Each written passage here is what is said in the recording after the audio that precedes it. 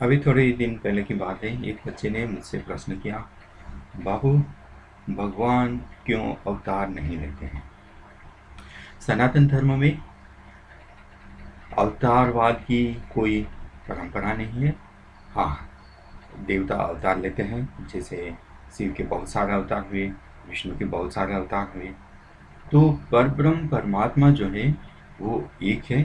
उसका ब्रह्म स्वरूप जो है हम गायत्री मंत्र से जानते हैं और उसी से उसका पूजन करते हैं, और गायत्री मंत्र से हम मानते हैं कि ये सारी सृष्टि का सृजन किया गया। इसलिए तो हम ब्रह्मा जी और गायत्री, उससे सारा का सारा सिस्टम बना है, ऐसा मानते हैं।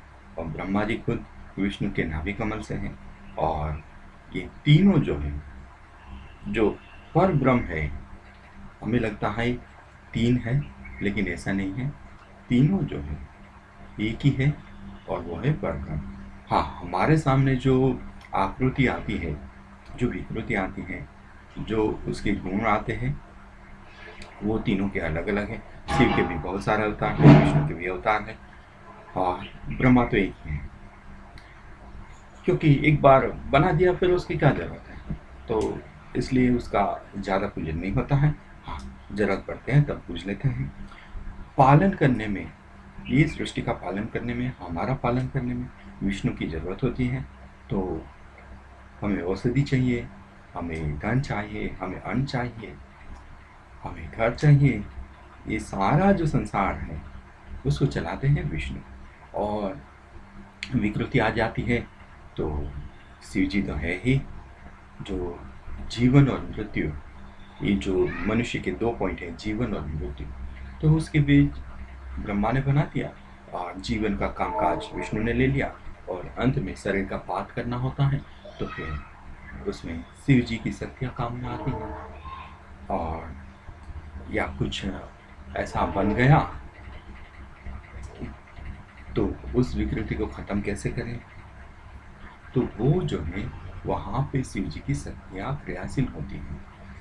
तो हमने एफिशिएंट, ये जो नेचर है उसको समझ लिया, और इस हिसाब से हमने उसका डिपिक्शन कर दिया।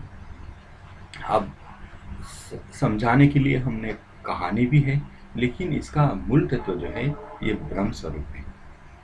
अब आते हैं देवता की ओर। हमें जीवन में देवताओं की ज़रूरत रहती है। रोज़मर्रा की ज़रूरत देवता ही पूरी करते हैं, इसलिए हमें उनकी पूजा भी करना चाहिए। जैसे कुल देवी के रूप में है, वो ग्राम देवी के रूप में है। और क्षेत्र जो होता है उसका क्षेत्रपाल होता है, भैरव होता है, और ऐसे बहुत सारी विभावनाएं हैं, विकृतियां हैं, जिसको हम देवता कहते हैं। अब होता क्या है,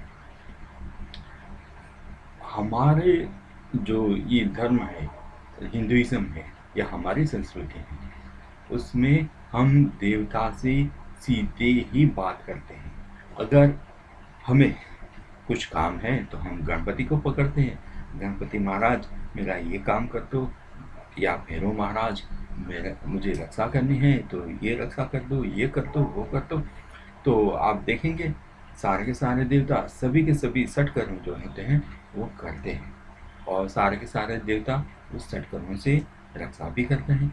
तो हमें, हमारा जो नेचर है, हम जिनके भक्त हैं, हम उनसे सीधे बात करते हैं। हमें कोई मीडियम नहीं चाहिए। हमें कोई मंदिर, कई मंदिर तो ऐसे हैं जहाँ हम जाते हैं और हमारी अर्जी दे देते हैं और देवता सुन लेते हैं। पुजारी तो दैनिक कार्य करने के लिए निमित्त मात्र होते हैं। तो हमें जो देवता और मनुष्य, उन दोनों के बीच में ऐसा कोई मैसेंजर नहीं चाहिए। आप इस चीज़ को समझिए।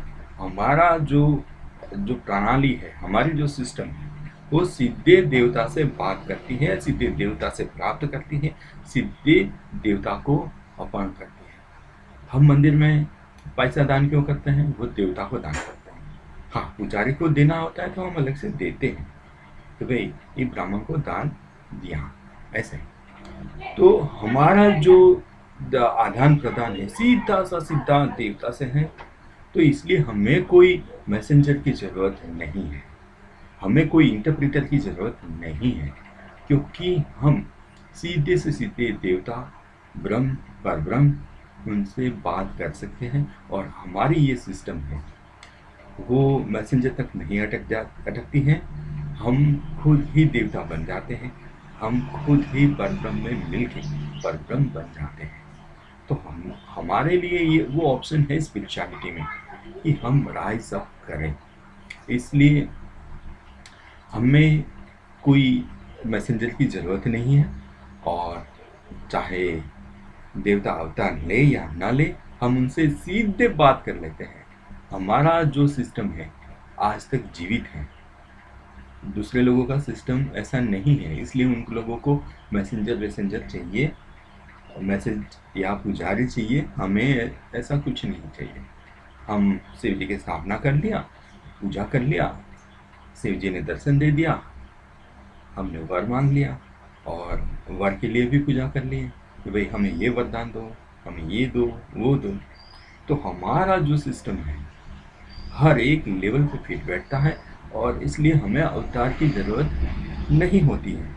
हमारे अवतार क्यों होता है? सिर्फ एक मनुष्य के लिए नहीं होता है, वो सब मनुष्य के लिए होता है, बहुत सारे लोगों की ज़रूरत के लिए होता है। जब हमारी ज़रूरत एक देवता पूरी कर देता है, तो फिर अवतार एक प्रभु को, ईश्वर को, परब्रह्म को अवतार लेने की जरूरत क्या होती है? क्योंकि उनका छोटा से छोटा गण वो पूरा कर देता है। तो इसलिए अवतार नहीं होता है। तो इसमें कोई अपनी कोई न्यूनता नहीं है, इस बात को समझिए, अपनी कोई न्यूनता नहीं है। जिनके वहाँ वो मैसेंजर होता है, वो हमारे सिस्टम नहीं है। हम करें पूजा और फल प्राप्त करें। हाँ, कभी कभी फल प्राप्ति में देरी हो जाती है, क्योंकि वो फल योग्य नहीं होता है, या हम जिस देवता से मांगते हैं उनका वो कार्य क्षेत्र नहीं होता है, तो हमें उस चीज़ों के लिए गुरु के पास जाना पड़ता है, और गुरु हमें उसका समाधान दे देता है। तो ये हमारे सिस्टम है, और ये बहुत ही मुक्त सिस्टम है। हाँ, कहीं पे भी हमें ये नहीं मानना होता है कि हमें इन्हीं पे विश्वास करना है या विश्वास नहीं करना है। ये बहुत ही डेमोक्रेटिक है, इजी है, सरल है, और प्राचीन है, और प्रमाणिक है, और ये अपनी सिस्टम है। तो अंत में यही हम कहेंगे, आप उस छोटी छोटी चीज़ों पे मत उलझिए कि अवतार होता है, या उन अब्राह्मणिक ट्रेडिशन से आप अपनी कंपेयर मत कीजिए।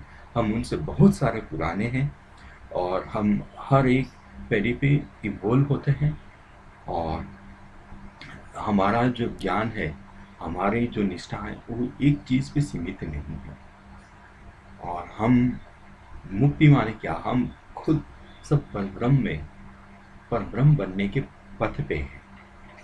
तो यही हमारा रास्ता है, और अंत में यही कहूँगा, शिव का शासन है, शिव का शासन है।